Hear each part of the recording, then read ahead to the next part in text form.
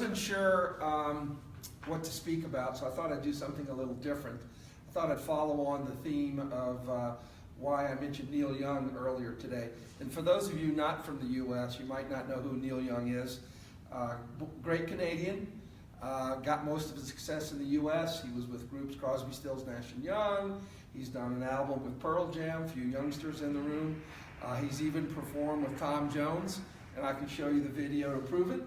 But probably his biggest album, biggest hit was Harvest. It's where Heart of Gold came from, and I thought I'd tell you a funny story from that album. So he was friends with Crosby, Stills, and Nash before they were Crosby, Stills, and Nash, and he had recorded Harvest.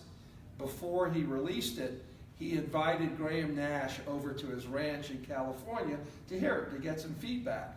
So Graham Nash comes over, and Neil Young tells Graham, get in my rowboat. He had a big lake on his property. And he said, I want you to listen to my new album, but get in the rowboat. We're going to row to the middle of the lake. So they rowed to the middle of the lake, and Graham Nash looks around, and all he sees is his barn and his house.